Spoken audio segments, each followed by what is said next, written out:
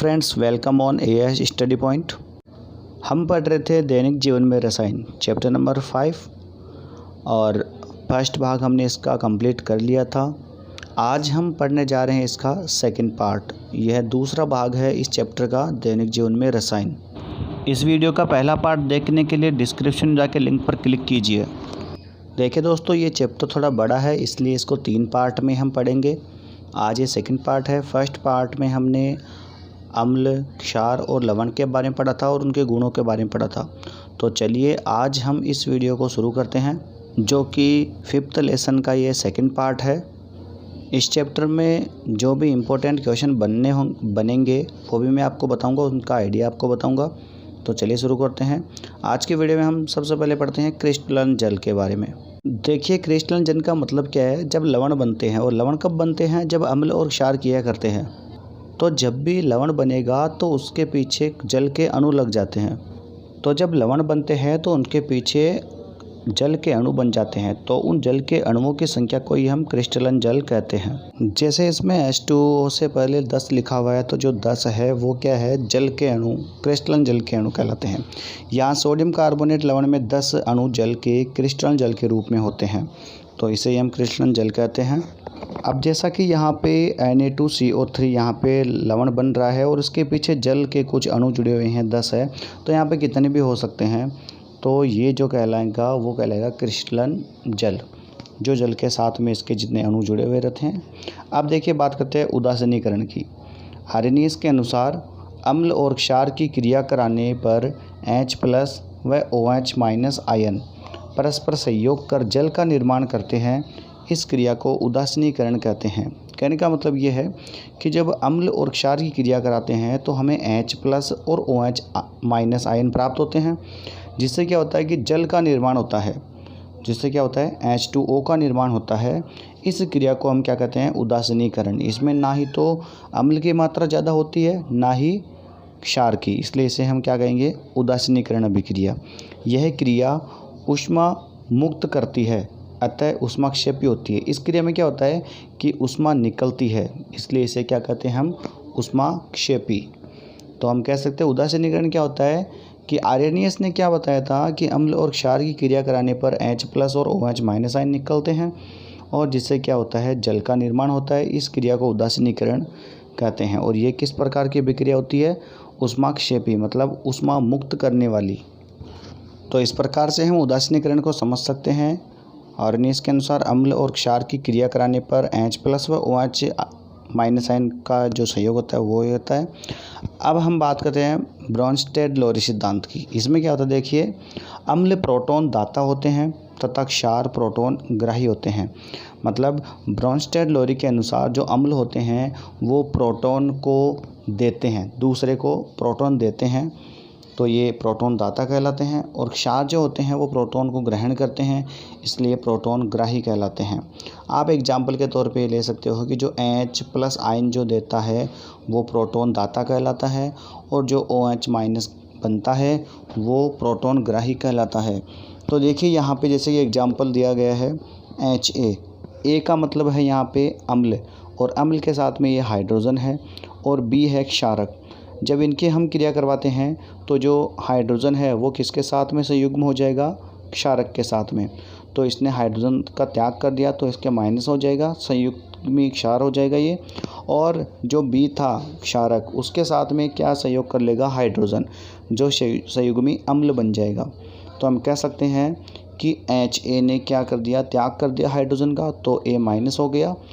को अम्ल संयुग्मी क्षार युग्म तथा जो B था उसने H को ग्रहण कर लिया, तो वो B+ हो गया, को क्षार संयुग्मी अम्ल युग्म कहा गया है। तो हम कह सकते हैं जो देता है वो दाता कहलाता है, और जो ग्रहण करता है वो ग्राही कहलाता है। तो जो अम्ल होते हैं वो प्रोटॉन दाता कहलाते हैं, और जो क्षारक होते हैं वो प्रोटॉन ग्राही कहलाते हैं, ब्रोंस्टेड-लोरी सिद्धांत के अनुसार। जो देगा उसके माइनस का चिन्ह लग जाएगा, क्योंकि उसके पास में से वो कम हो गया, और जो ग्रहण करेगा उसके प्लस लग जाएगा, मतलब उसके पास में उसकी संख्या बढ़ जाती है, प्रोटॉन की संख्या। इसलिए आप इसको इस प्रकार से समझ सकते हो। तो यहाँ ये क्लियर हो गया कि जिसके ऊपर माइनस आया वो संयुग्मी क्षार कहलाएगा और जिसके ऊपर प्लस आ जाता है वो संयुग्मी अम्ल कहलाएगा। अब इसका हम एक एग्जाम्पल और लेते हैं, जैसे कि यहाँ पे है जल और अमोनिया। जल और अमोनिया को यदि हम क्रिया करवाते हैं तो जो जल है H2O वो क्या करेगा, अपना एक प्रोटॉन त्याग कर देगा, हाइड्रोजन को किसको दे देगा, अमोनिया को, तो वो हो गया NH4। और जो H2O था उसमें से एक H निकलने के बाद क्या रह गया, OH माइनस। तो यहाँ पे हम इसको समझ सकते हैं कि जो H2O होता है उसमें HOH इस प्रकार से होता है। इसने क्या किया, जो एक H है उसका त्याग कर दिया अमोनिया को, तो यहाँ पे क्या रह गया, OH त्याग किया तो कम हो गया, तो क्या लग जाएगा आगे वहाँ पे माइनस, तो OH माइनस में बदल जाएगा। और जो NH3 था उसमें एक H और ऐड हो गया तो वो प्लस में बदल जाएगा। तो हम कह सकते हैं कि जो अम्ल होते हैं वो प्रोटॉन दाता होते हैं और जो क्षार होते हैं वो प्रोटॉन ग्राही कहलाते हैं। तो इस प्रकार से आप इसको समझ सकते हो। तो हम कह सकते हैं यहाँ जल प्रोटॉन दाता है अतः अम्ल है, और यहाँ प्रोटॉन देकर संगत क्षार जो है OH माइनस जिसे कि संयुग्मी क्षार कहते हैं में बदल जाता है। अमोनिया NH3 प्रोटॉन ग्राही है अतः क्षार है और यह प्रोटॉन ग्रहण करके संगत अम्ल NH4 अमोनियम आयन जिसे कि संयुग्मी अम्ल भी कहते हैं में परिवर्तित हो जाता है। तो जो लेगा वो ग्राही कहलाएगा और उसके ऊपर प्लस आ जाएगा, और जो देगा वो दाता कहलाएगा, उसके ऊपर माइनस आ जाएगा।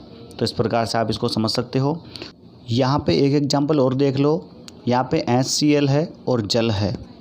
तो HCl ने अपना एक H दे दिया, किसको, जल को, तो H दे दिया तो Cl पर आ जाएगा माइनस और H3O पर आ जाएगा प्लस। यहाँ पे प्लस आएगा, प्लस कर लेना। तो ये HCl ने दिया है तो ये अम्ल होगा और बाद में क्या बन जाएगा, संयुग्मी क्षार। और इसी प्रकार से H2O जो जल था इसने ग्रहण किया है तो ये था क्षार और यहाँ पे बन जाएगा संयुग्मी अम्ल। तो इस तरह सभी इसको समझ सकते हैं। अब ये जो कॉन्सेप्ट आया था ब्रोंस्टेड-लोरी का, इसमें एक दिक्कत थी कि ये कुछ स्पेशल प्रकार के जो पदार्थ थे, जैसे कार्बन डाइऑक्साइड हो गया, सल्फर डाइऑक्साइड हो गया, BF3 हो गया, ठीक है, बोरियम फ्लोराइड, इसके बारे में इन्होंने कुछ स्पष्ट नहीं किया। तो इसलिए आगे एक और सिद्धांत आया, उसको भी हम आगे पढ़ेंगे। तो वो सिद्धांत है लुईस की अम्ल और क्षार की अवधारणा। तो अब जो लुईस नाम के जो कि केमिस्ट्री के ज्ञाता है, उन्होंने हमको बताया, देखिए सन 1923 में लुईस ने नई संकल्पना दी। इसके अनुसार अम्ल वे पदार्थ है जो इलेक्ट्रॉन युग्म ग्रहण करते हैं तथा क्षार वे पदार्थ है जो इलेक्ट्रॉन युग्म त्यागते हैं, अर्थात इलेक्ट्रॉन युग्म ग्राही अम्ल तथा इलेक्ट्रॉन युग्म दाता क्षार कहलाते हैं। कहने का मतलब ये है कि वे पदार्थ जो इलेक्ट्रॉन युग्म को ग्रहण करते हैं वो तो अम्ल हैं, और वे पदार्थ जो इलेक्ट्रॉन युग्म के दाता है वो क्षार कहलाते हैं। मतलब उसका अपोजिट हो गया कि जिसमें जो प्रोटॉन देता है वो दाता मतलब अम्ल होते हैं, और जो प्रोटॉन ग्रहण करते हैं वो ग्राही मतलब क्षार कहलाते हैं।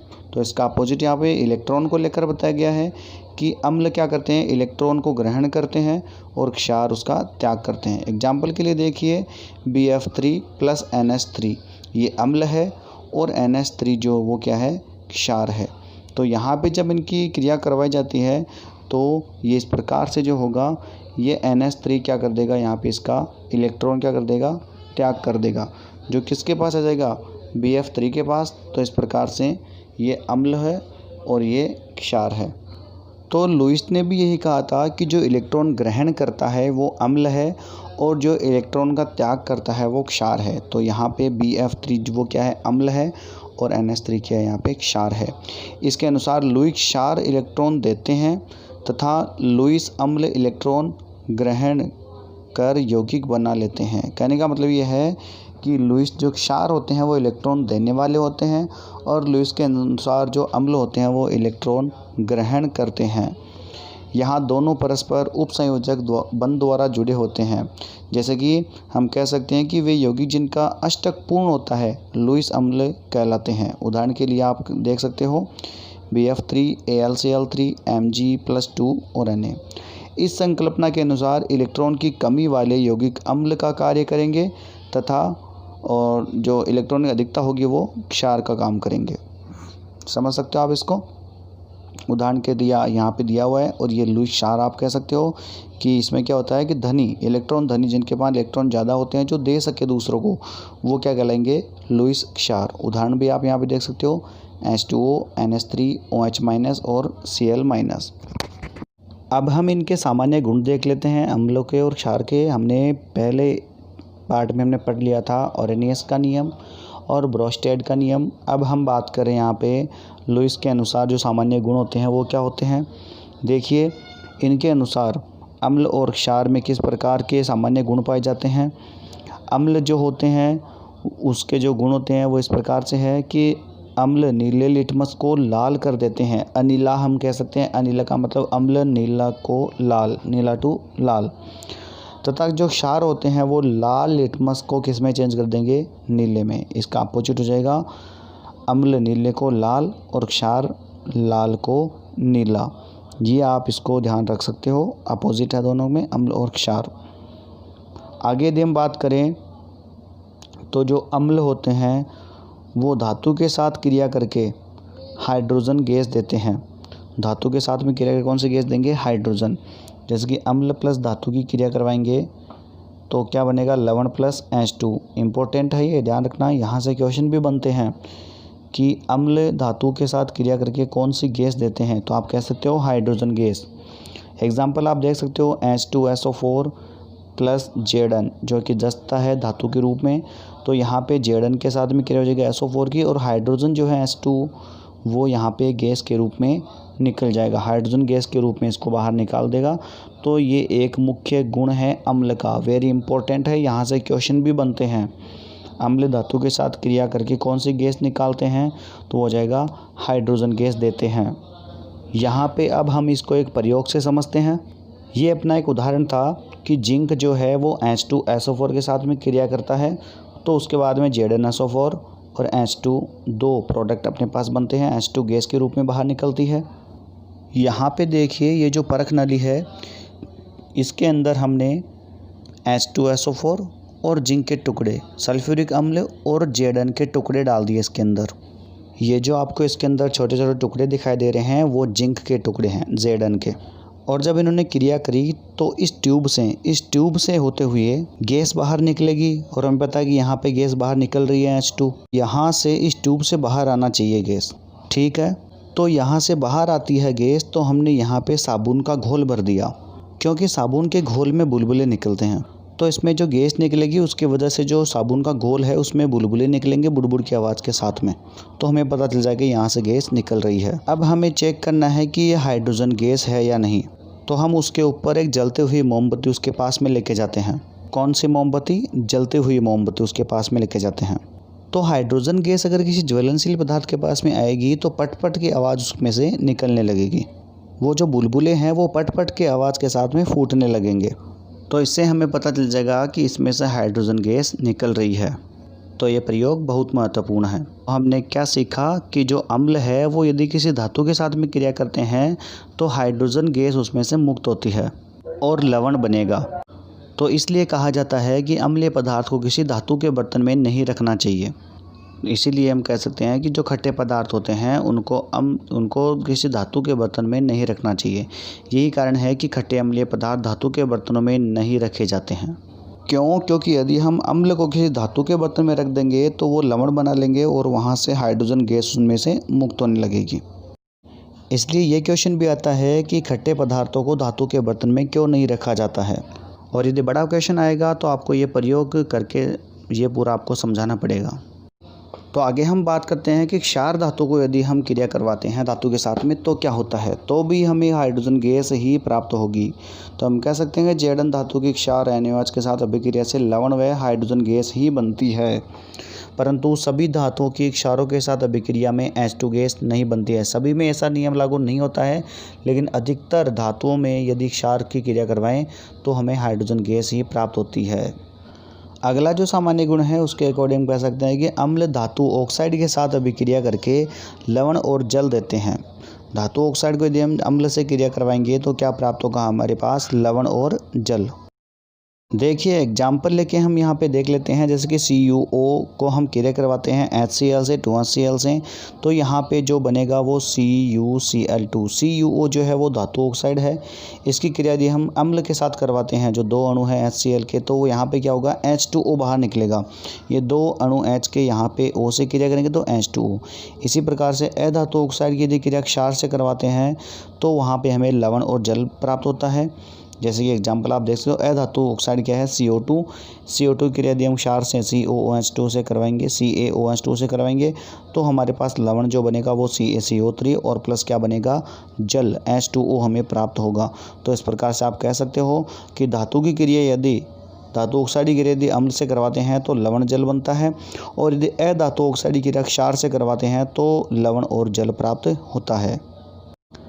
अगला इनका गुण है कि सभी अम्लों व क्षारों के जलीय विलयन विद्युत के सुचालक होते हैं। ध्यान रखना कि सभी अम्लों व क्षारों के जलीय जो विलयन होते हैं वो क्या होते हैं, विद्युत के सुचालक होते हैं। इनका उपयोग विद्युत अपघट्य के रूप में किया जाता है, विद्युत अपघट्य के रूप में इनका यूज किया जाता है। और सभी क्या होते हैं, ये जल में घुलने के बाद विद्युत का सुचालन करते हैं, जिसमें करंट फ्लो हो सकता है, करंट बह सकता है। अगले गुण की बात करें तो सभी अम्ल क्षारों से अभिक्रिया करके अपने गुण खो देते हैं। सभी अम्ल जो होते हैं वो क्या करते हैं, क्षारों से क्रिया करके अपने गुण खो देते हैं तथा उदासीन हो जाते हैं। यह क्रिया उदासीकरण अभिक्रिया कहलाती है। अम्ल और क्षार को यदि हम क्रिया करवाएंगे तो उसे क्या बनेगा, लवण और जल, जिसे बोलते हैं उदासीनीकरण अभिक्रिया। जैसे कि HCl की क्रिया NaOH के साथ में कराएंगे तो NaCl जो लवण बनेगा और H2O जल बनेगा। तो अम्ल जो होते हैं वो क्षार के साथ क्रिया करके अपना गुण खो देते हैं, और उस क्रिया को हम क्या कहते हैं, उदासीनीकरण अभिक्रिया। यहाँ पे जो NaCl है वो क्या होता है, लवण, जो हम घर में यूज करते हैं नमक खाने में वो, और जो H2 है वो क्या है, जल। तो यहाँ पे NaCl सोडियम क्लोराइड है, लवण है, और H2O जल है। तो हम कह सकते हैं कि जिस भी क्रिया में लवण और जल बनते हैं वो कौन सी अभिक्रिया होती है, उदासीनीकरण अभिक्रिया। तो आज के वीडियो में बस इतना ही, मिलेंगे हम अगले पार्ट के अंदर बहुत जल्दी, तब तक के लिए थैंक यू।